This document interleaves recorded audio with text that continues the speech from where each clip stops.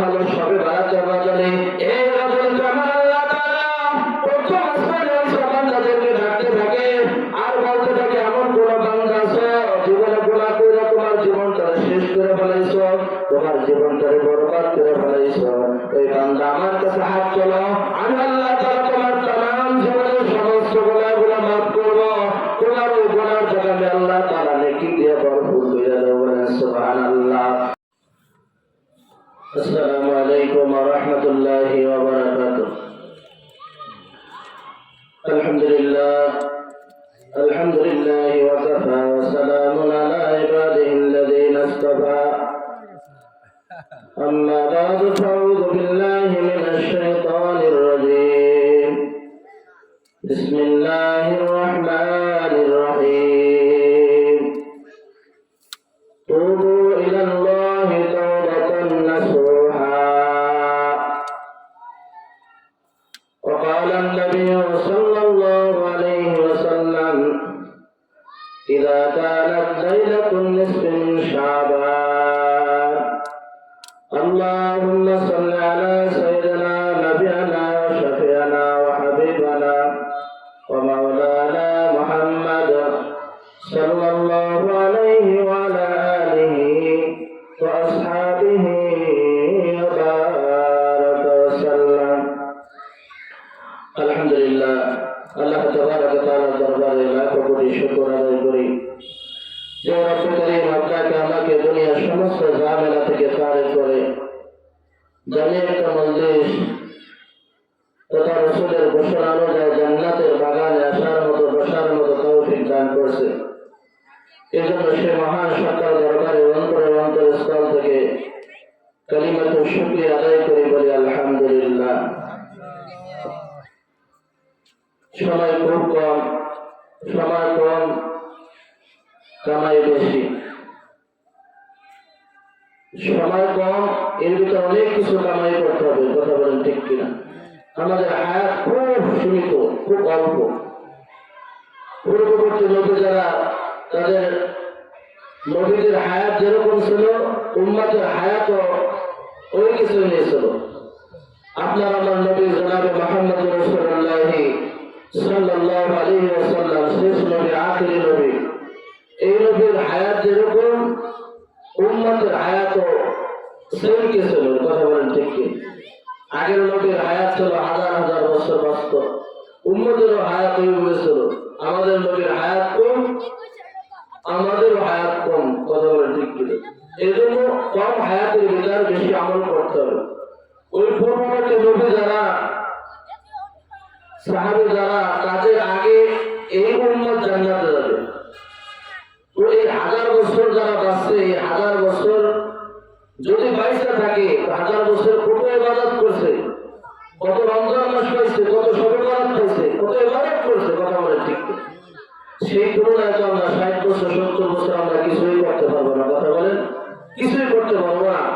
এই জন্য আল্লাহ রাসূল সাল্লাল্লাহু আলাইহি ওয়াসাল্লামের মন খুব খারাপ। আল্লাহ তাআলা সান্ত্বনা দেওয়ার জন্য আল্লাহ তাআলা কোরআনে হাকিম থেকে সূরা কদর নাযিল করেছে। ইন্না আনজালনাহু ফি লাইলাতিল কদর ওয়া মা আদরাকা মা লাইলাতুল কদর। হে নবী, আপনি চিন্তা করেন না, লাইলাতুল কদর এমন একটা জিনিস, এমন একটা মহিমা রজনী, যে রজনী হাজার মাসের চেয়েও দামি, বলেন সুবহানাল্লাহ। তো ওই যে হাজার বছর বাঁচছে, এই হাজার বছর বাইশে যে ইবাদত করছে, এই হাজার বছর বাঁচার চাইতে আপনার উম্মত একটা রাত ইবাদত করবে, ওর থেকে আমি আল্লাহ তাআলা বেশি দান করব, বলেন সুবহানাল্লাহ। হায়াত কম, কামাই বেশি, হায়াত কম, কামাই বেশি। যাই হোক, আমি আপনাদের খেদমতে বরকতে নিয়ে আসে কোরআনে হাকিম থেকে ছোট একটা আয়াত তেলাওয়াত করছি। বিশ্বনবী জনাবে মুহাম্মদ রাসূলুল্লাহ সাল্লাল্লাহু আলাইহি ওয়াসাল্লামের অসংখ্য অগণিত হাদিসের ভিতর থেকে একটা হাদিসের অংশ তেলাওয়াত করছি। আল্লাহ তাআলা বলে, তুবু ইলাল্লাহি তাওবাতান নাসুহা। তোমরা বেশি বেশি তাওবা করো। কি করো? বেশি বেশি তাওবা করো। কারণ নবী পাক সাল্লাল্লাহু আলাইহি ওয়াসাল্লাম মাসুম, তার কোনো গুনাহ নাই। আল্লাহ তাআলা বলেন, গুফিরা লাহু মা তাকাদ্দামা মিন যামবি ওয়া মা তাআক্খার। হে নবী, আপনাকে আমি সুসংবাদ জানাই, আপনার পিছে আগে পিছে সমস্ত গুণ আমি আল্লাহ তাআলা মাফ করে দেওয়া বলে সুবহানাল্লাহ। তো এই নবী দৈনিক 100 বার তাওবা করছে। কতবার? 100 বার তাওবা করছে। আল্লাহ রাসূল বলতেছে ইদা কানাত লাইলাতুন নিসফি মিন শাবান, এই যে আসতেছে আপনাদের সামনে শাবান মাস 14 তারিখ দিবাগত রাত্রে, এই রাত সম্পর্কে আল্লাহ রাসূল ব্যাপকভাবে হাদিসের ভিতরে আছে। সব কথা তো বলা যাবে না, সময় কম। আল্লাহ রাসূল সাল্লাল্লাহু আলাইহি ওয়াসাল্লাম বলছে এই রাতে তোমরা যত পারো বেশি বেশি নফল ইবাদত করো। বলে সুবহানাল্লাহ। কি করবা? নফল ইবাদত করবা, তাসবিহ করবা, নামাজ করবা, কোরআন তেলাওয়াত করবা, জিকির আজকার করবা, যত প্রকারের ইবাদত আছে এই ইবাদতগুলো করবা।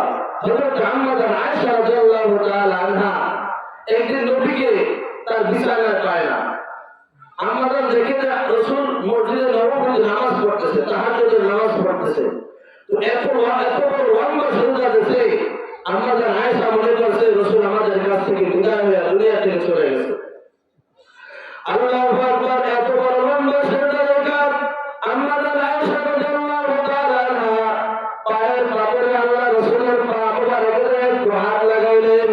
আল্লাহ রাসূল সাল্লাল্লাহু আলাইহি ওয়াসাল্লাম তাড়াতাড়ি নামাজ শেষ করলেন।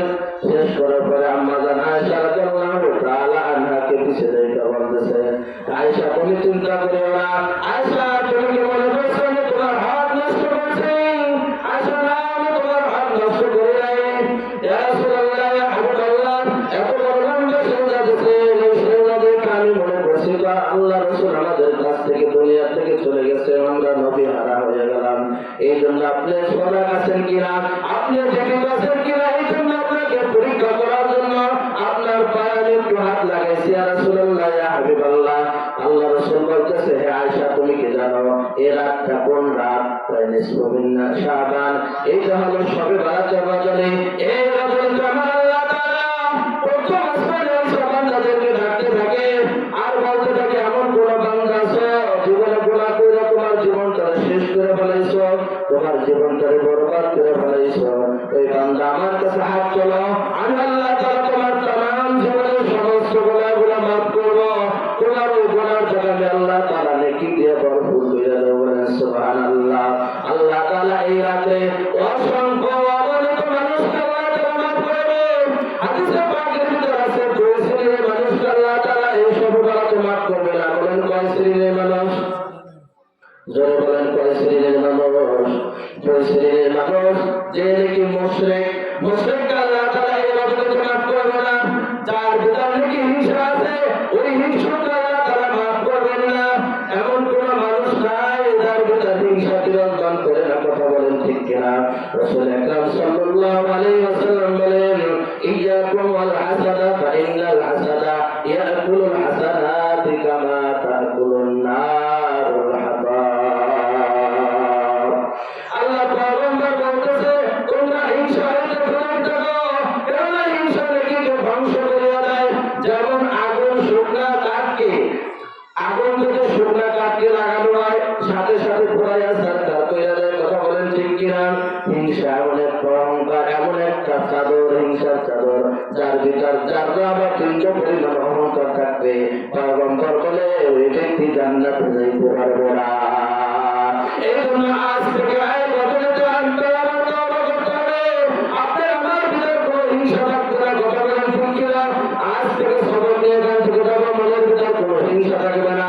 যদি আপনার আমার মনের ভিতর কোনো হিংসা থাকে বা তাকাব্বুর বা অহংকার থাকে তাহলে আল্লাহ তাআলা শবে বারাতে আপনাকে আমাকে maaf করবে না। কথা বলেন ঠিক কিনা? এই জন্য বলেন তো আমরা শবে বারাতে আল্লাহর কাছ থেকে maaf পেতে রাজি আছি না নাই? আল্লাহ আমাদেরকে maaf করুক, এটা চাই কি চাই না? আল্লাহ যেন আমাদের সকলের জীবনের গুনাহগুলো maaf কইরা পূত পবিত্র কইরা আল্লাহ তাআলার প্রিয় পাত্র হইয়া আল্লাহ তাআলার মনোনীত বান্দা হইয়া যেন কবরে যাইতে পারি তৌফিক দান করুন। আমিন। মালিক ইবনে দিনার রাহমাতুল্লাহ আলাইহির নাম শুনছেন? বড় একজন বুজুর্গ, বড় একজন ওলি ছিলেন। এর একটা বাচ্চা ছিল, যে বাচ্চাটা অল্প বয়সের বাচ্চা অবস্থায় মারা গেছে। মালিক ইবনে দিনার রাহমাতুল্লাহ আলাইহি এই বাচ্চাটাকে খুব মহব্বত করতেন। এই বাচ্চাটা যখন মারা গেছে হঠাৎ মালিক ইবনে দিনার রাহমাতুল্লাহ আলাইহি ওই দিনটা ছিল সর্বরাতের রজনী, ওই রাতে মদ পান করছে। কি করছে? মদ পান করে বেহুশ অবস্থায়, এই অবস্থায় ঘুমায় গেছে। হঠাৎ স্বপ্নের ঘরে দেখছে যে কিয়ামত শুরু হয়ে গেছে, কিয়ামত শুরু হয়ে গেছে। আল্লাহু আকবার। মালিক ইবনে দিনার রাহমাতুল্লাহ আলাইহি এরকম ভাবে ধাওয়া করতেছে, স্বপ্নের ভিতর দৌড়াইতেছে। কিছুটা বড় একটা সাপ ধাওয়া করতেছে। মালিক ইবনে দিনার রাহমাতুল্লাহ আলাইহি সামনে চলতেছে। সামনে ধরে দেখে এক বুড়া বাবার সাথে সাক্ষাৎ হয়ে গেছে। এই বুড়া লোকটাকে দেখে বলতেছে, চাচা আমাকে এই সাপ থেকে আমাকে বাঁচান, আমাকে উদ্ধার করেন। ওই চাচা বলতেছে, ভাই আমার, তোমাকে আমি উপকার করতে পারবো না, তোমাকে ওই সাপের মোকাবেলা আমি করতে পারবো না। সাপ বড় শক্তিশালী, আমি বড় দুর্বল, এই সাপের মোকাবেলা আমার করার শক্তি নাই। এই অবস্থায় মায়ের জন্য দিনার রাহমাতুল্লাহ আলাইহি একটা পাহাড়ের উপর উঠলেন। পাহাড়ের উপর উঠে চিৎকার দিচ্ছেন, চিৎকার দিয়ে বলতেছে, আমাকে বাঁচাও, আমাকে বাঁচাও। এবার বড় একটা বিল্ডিং, সুন্দর একটা ঘর থেকে ওই ওনার বাচ্চাটা চলে আসছে। যে বাচ্চাটা নবজাতক বাচ্চা, ছোট মাসুম বাচ্চা, ওই ছোট বয়সে মারা গেছে। ওই বাচ্চাটা চিৎকার শুনে আসছে, কি ব্যাপার, এটা তো আমার বাপের কণ্ঠ, কোথার থেকে আসলো? আসার পরে যখন বাপরে করে গেছে, ওই সাপ আর সামনে আসতেছে না। এবার বলতেছে, আব্বা আপনার কি এখনো সংশোধন হওয়ার সময় আসে না? আল্লাযী ইলা ইয়ালুরুনা, আল্লাহ তাআলা আয়াতে কারিমের ভিতরে বলতেছে, এখনো কি তোমার সেই সময় হয় নাই যে সময় আল্লাহ তাআলাকে স্মরণ করবা? এখনো কি তোমার মৃত্যুর ভয় তোমার অন্তরে ঢোকে নাই? আর কিছুদিন পরে তো কবরে চলে যাবা। এখনো কি সুদ ছাড়তে মনে চায় না? এখনো কি ঘুষ ছাড়তে তোমার মনে চায় না? এখনো কেন তুমি খারাপ কাজ করো? এই কথা ওই মেয়ে তাকে নসিহত করতেছে আর বলতেছে। মালিক ইবনে দিনার রাহমাতুল্লাহ আলাইহি বলতেছে, মা তুমি তো বাচ্চা অবস্থায়, ছোট অবস্থায় মারা গেছো, তুমি এই কোরআনের আয়াত কোথাও পেলা? তুমি কোথা থেকে কোরআন শিখলা? কোরআনটা যখন ছোটবেলা মারা যায়, ওই যে একটা ঘর দেখেন, ওই একটা বিল্ডিং, একটা বালাখানা, ওইখানে ইব্রাহিম আলাইহিস সালাতু ওয়াস সালাম আমাদেরকে সকাল বিকাল 24টা ঘন্টা কোরআনের তালিম দেয়। বলেন সুবহানাল্লাহ। আমাদের কি খেলাধুলা করে, ওইখান থেকে আমরা কোরআন শিখছি। আব্বা এখনো সময় আছে, ভালো হয়ে যান। হঠাৎ মালিক ইবনে দিনার রাহমাতুল্লাহ আলাইহি ঘুম ভেঙে গেছে, দেখে এখনো সকালের রাত শেষ হয় নাই। তাড়াতাড়ি গোসল করে পুরো পবিত্র হয়ে যায়, মসজিদে নামাজ পড়ছে, মালিকের কাছে তাওবা করছে। আল্লাহু আকবার। ইতিহাস সাক্ষী দেয়, মালিক ইবনে দিনারের জীবনের সমস্ত গুনাহ খাতা মাফ কইরা আল্লাহর ওলি বানাইয়া আল্লাহ তাআলা তাকে কবুল করছে। বলেন সুবহানাল্লাহ। এই জন্য মেরে দোস্ত বুজুর্গ, সব গুনাহ থেকে আল্লাহ তাআলার কাছে তওবা করতে হবে, খাঁটি দিলে তওবা করতে হবে। আল্লাহ তাআলা বলেন, তুবু ইলাল্লাহি তাওবাতান নাসুহা। তুমি যদি নাসুহার মতো তওবা করতে পারো, আল্লাহ তাআলা তোমার জীবনের গুনাহগুলো মাফ করবে। এই জন্য দোস্ত বুজুর্গ, নাসুহার মতো তওবা করার দরকার আছে না নাই? আল্লাহু আকবার। তোমার আমার ওইভাবে তওবা করতে হবে, কারণ তুমি আমি যখন দুনিয়াতে আসছি, তোমার আমলনামায় কোনো গুনাহ ছিল না? ছিল? তোমার আমার আমলনামায় কোনো গুনাহ ছিল না? ও দোস্ত, দুনিয়া থেকে যখন দুনিয়াতে যাব, খাঁটি দিলে তওবা করে যদি মালিককে রাজি খুশি করে যাইতে পারি, তবে আল্লাহ তাআলা ওই যে অবস্থায় তুমি দুনিয়াতে আসছো, আমলনামায় কোনো গুনাহ ছিল না, ওই মৃত্যুর সময় তোমার আমলনামায় কোনো গুনাহ থাকবে না, শুধু থাকবে নেকি। আর তোমার আমলনামায় যখন নেকি থাকবে, তুমি তো জান্নাতে হয়ে যাওয়ার কথা বলেন, ঠিক কিনা? এজন্য দোস্ত করব, এই রাতে আমরা বেশি বেশি নামাজ আদায় করব, তাসবিহ তাহলিল করব। হাদিসে পাকের ভিতরে আছে, কারণ ফেব্রুয়ারি মাসের 2 তারিখ, 2 তারিখ, 2 তারিখ, 2, 3, এই দিন 2, 3, 4, এই 3টা রোজা যে ব্যক্তি রাখবে, আল্লাহু আকবার। হাদিসের ভিতরে আছে, অনেকে মা বোনরা আছে তারা এই 3টা রোজা আদায় করে কথা বলেন, ঠিক কিনা? কিন্তু আল্লাহ রাসূল সাল্লাল্লাহু আলাইহি ওয়াসাল্লাম বলে, এই রাতে তোমরা ইবাদত করবা, বেশি বেশি ইবাদত করবা, নামাজ করবা, পরের দিন রোজা রাখবা। আল্লাহ রাসূল বলতেছে, এই রাতটা হলো পবিত্র রাত। আল্লাহ তাআলা এমন কিছু রাত আর এমন কিছু দিন তোমাদেরকে দান করেছে, যে রাতে ইবাদত করলে 1000 মাসের চেয়ে উত্তম হইবে। বলেন সুবহানাল্লাহ। এই রাতে ইবাদত করার দরকার আছে না নাই? করবো তো ইনশাআল্লাহ। কয় শ্রেণীর মানুষকে মাফ করবে আল্লাহ? 2 শ্রেণী। এক শ্রেণী আবার বসে, আর যার ভিতরে অহংকার থাকবে, এই ব্যক্তিকে আল্লাহ তাআলা মাফ করবে না। কথা বলেন, ঠিক কিনা? যত পারি নফল ইবাদত করবো, নফলের কোনো সীমা সংখ্যা নাই, যে যত পারে শরীরে যতটুকু গোলায় 3 বছর পর্যন্ত ওয়াজ করতেছে, আর ওয়াজ করে কতটুকু জানলা কত পারবো, কথা বলেন ঠিক কিনা? যত পারো ইবাদত করবা, তাসবিহ করবা, নামাজ পড়বা, জিকির আজকার করবা, যতটুকু সম্ভব হয় শরীরে যতটুকু সাপোর্ট দেয়, হাত্তা কদর পর্যন্ত আল্লাহ তাআলা প্রথম আসমানে এসে বান্দাদেরকে ডাকতে থাকতে বলেন সুবহানাল্লাহ। আল্লাহু আকবার কবিরা। ইমামে কাযবী রাহমাতুল্লাহ আলাইহি তার কিতাবের ভিতরে একটা ঘটনা আছে যে এক মহিলা, তার একটা সন্তান ছিল, এই সন্তানটা অসুস্থ হয়ে পড়ছে। কি হয়েছে? সন্তানটা অসুস্থ হয়ে পড়ছে। এই সন্তান আরোগ্য সুস্থ হওয়ার জন্য মা মান্যত করছে, হায় আল্লাহ, আমার সন্তান যদি সুস্থ হয় তাহলে আমি জীবিত অবস্থায় 7 দিন কবরে থাকবো। কয়দিন? আরে না, মরার পরে কিভাবে থাকবো কবরে, সেই চিন্তা রাত্রে ঘুম হয় না, কথা বলেন ঠিক কিনা? মরার পরে কবরে কিভাবে থাকবো সেই চিন্তা ঘুম আসতেছে না, কথা বলেন। আর উনি জীবিত অবস্থায় 7 দিন কবরে থাকবে, চিন্তা করেন। এভাবে কাযবী রাহমাতুল্লাহ আলাইহি বলে, মা যখন মান্যত করলো, মহিলারা অনেক সময় মহিলাদের উপর বেরেন কম, কি কম, বুদ্ধি কম। যেমন মাগরিবের সময় মুরগি পায় না, কি পায় না, মুরগির তারা কিনে পাইতেছে না। আল্লাহ আমার মুরগি যদি ঘরে আসে তাহলে সকালবেলা একটা খাসি করবে। এখন চিন্তা করেন, মুরগির দাম কত আর খাসির দাম কত, হিসাব করছে?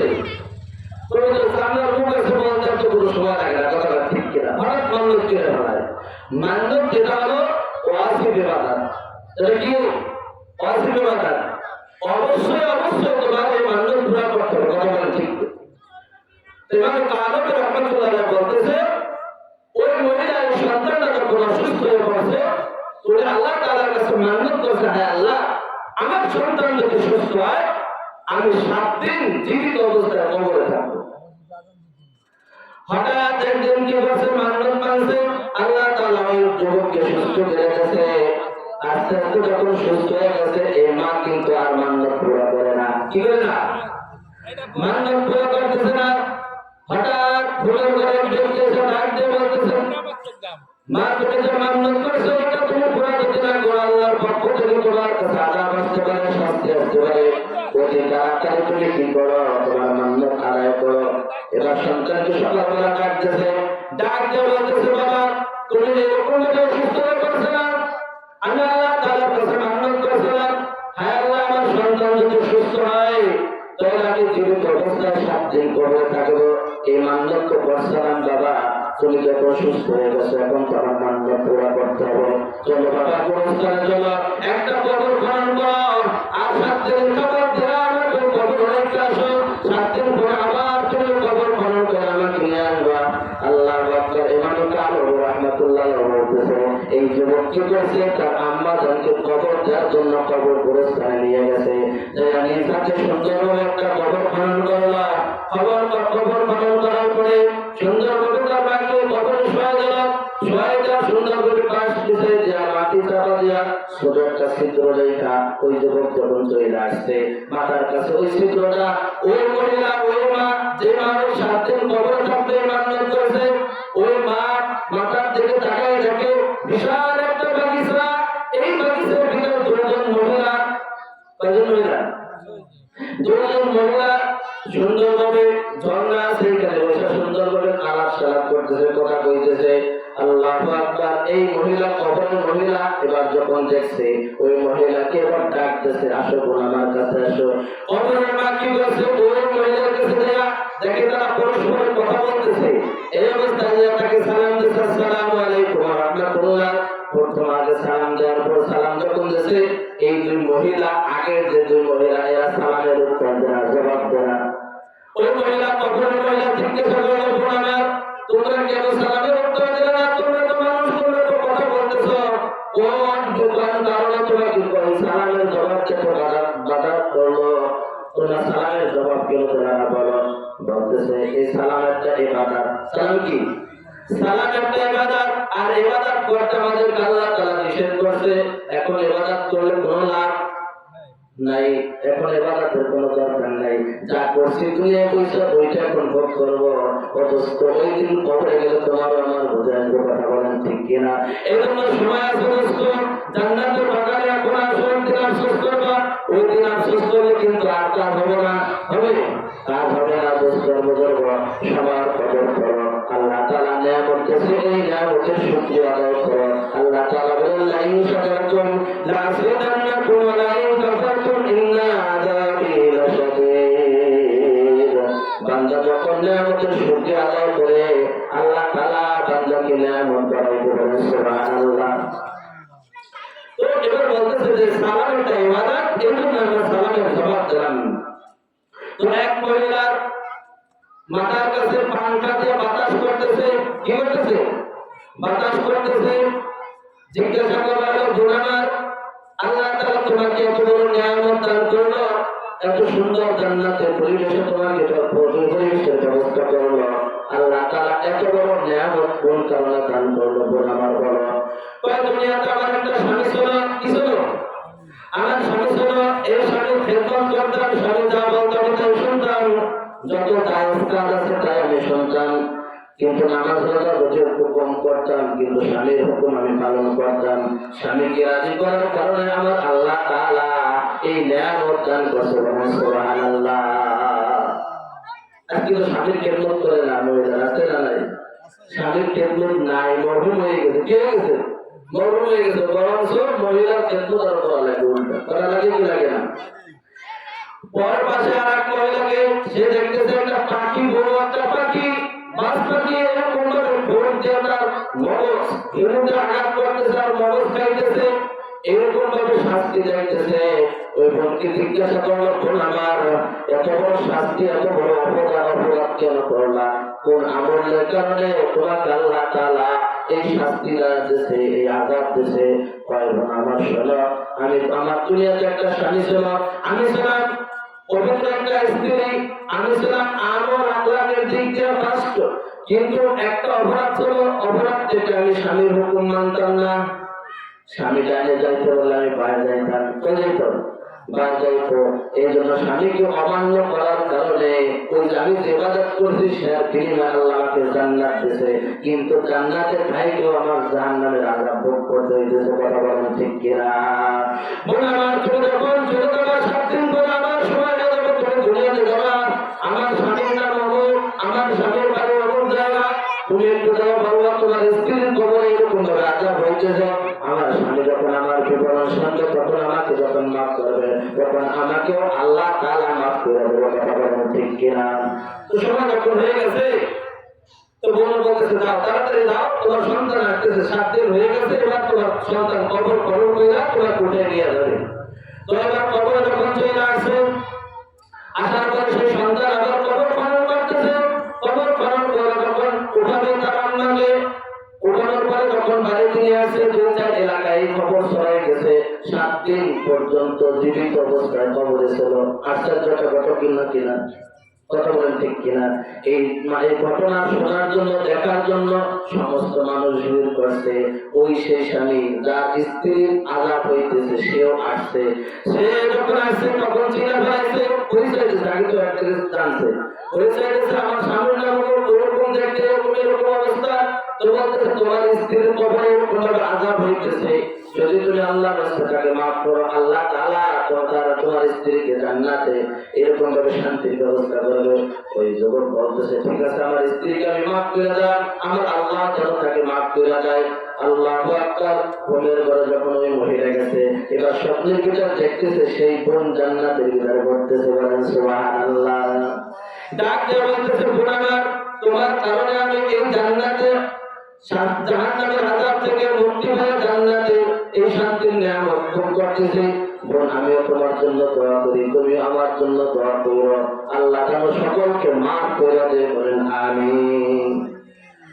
সময় শেষ, সময় খুব কম, সময় অল্প সময় পাইছি, যতটুকু কথা বললাম দোস্ত, আমি ছোট একটা আমলের কথা বলে শেষ করবো।